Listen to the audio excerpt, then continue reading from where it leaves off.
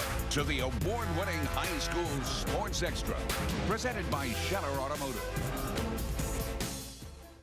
Hey, thanks for tuning in. I'm Dan Reefer. That's Lee K. Howard. Bryan Milam is scuba diving in Mazatlan this weekend. We kick off tonight with district rivals, both 5-0, ranked number 2 and 3 in Class 5A, Douglas and Scott County. How about this? Douglas has played 30 games as a football program. They've lost only 4 of them. 3 of those were to Scott County. Let's go to the highlights presented by C2G Environmental. The Cardinals, well, they ended the Broncos' perfect season in the playoffs last year. Douglas had a 20-0 lead at the half. The Broncos defense was on point tonight. Scott County going for it on 4th down.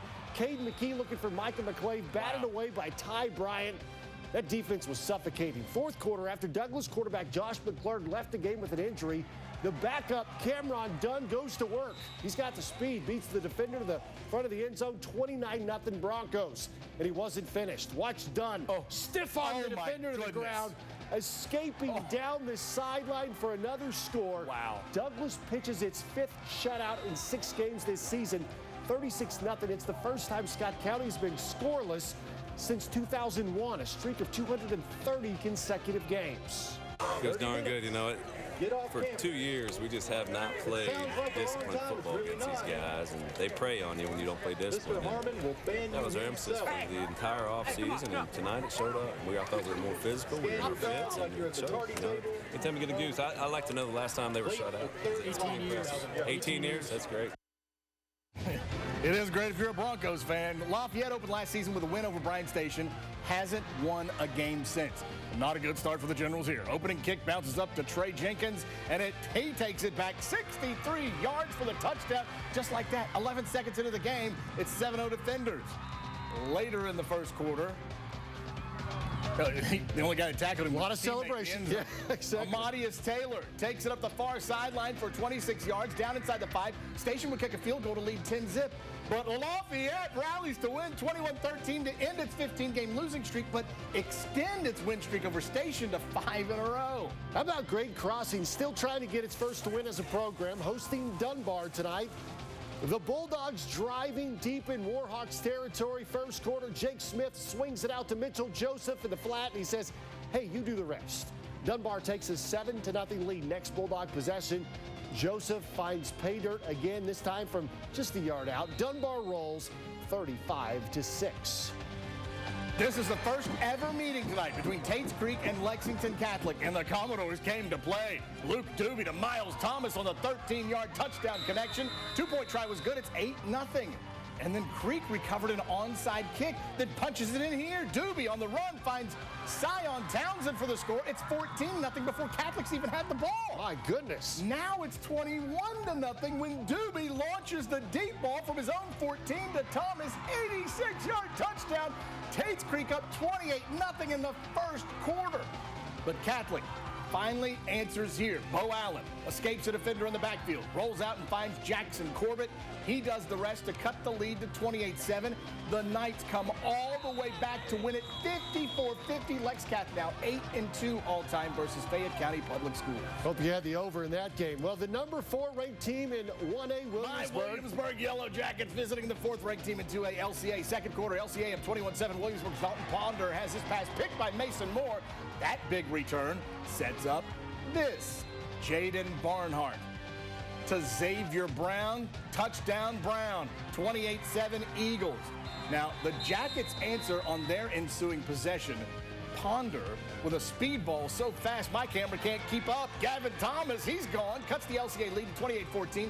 But LCA, they came right back again. Barnhart had that great game against Lex Cath last week, playing beautifully this week. Darius Smith already had 3 touchdowns in the game to this point, looking for a 4th, but he's knocked out just short.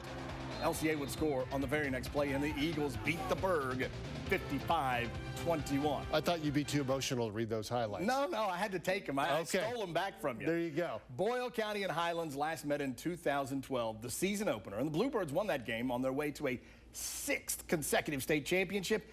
That set a new state record that still stands. Yeah, that record that they broke was Boyle County's with 5 straight state titles, 31 state championships between these two schools, 23 of them belonging to the Bluebirds. First quarter, Rebels strike first. Will McDaniel gets the handoff and he punches it in. Boyle, Reed Lanter. Oh, he punches it in there. More Boyle. Here's Reed Lanter. Throws it deep. Finds West Virginia commit Reese Smith. Lanter becoming the Rebs' all-time leader in passing yards tonight. How about that? That would lead to a second-quarter field goal from Jackson Smith. Rebels making a statement tonight. 30-0 your final to stay unbeaten. All right, East Jessamine riding a 4-game win streak in its series with West Jessamine entering tonight's renewal of the rivalry. Opening kickoff in the second half. Taji Jackson takes the return. In the air. He's going. Yeah, a big return. That would set up this next play here. Oh, almost fumbled. Hold on to the ball there. Oh, that would set up Dylan Moore for the score. There goes Moore. Jags up 35-12, and Moore wasn't done. He's got one more. This one, no one's going to touch him. 55-18, East Jess rolls to improve to 4-2. Madison Central welcoming Dixie Heights after a long lightning delay. There was a flash of offense from the Indians. I see what you did there. Adrian Parks off the end, and he finds pay dirt. Central cuts the lead to 14-9. But this game was controlled by the Colonels. Leon Marshall. Whee! Up and over for the score. Dixie Heights up 28-9 at the half. It's now late in the third quarter, 35-17, Dixie Heights leads. All right, Berea finished off last year with a win over Jellicoe in its regular season finale. The Pirates didn't make the playoffs, but that win meant everything because it ended a 43-game losing streak. And Berea hasn't lost a game since. How about That's that? right. The Pirates said goodbye to that 43-game skid and hello to a 5-game win streak. Well, Aaron Stepp and his boys looking to extend to 6 wins tonight, taking on Sayre. Yeah, against Sayre and Chad Pennington's boy. How about that? The Spartans are led by, former New York Jet Chad Pennington's son. That's Cole. Quarterback connects with Ford Webb.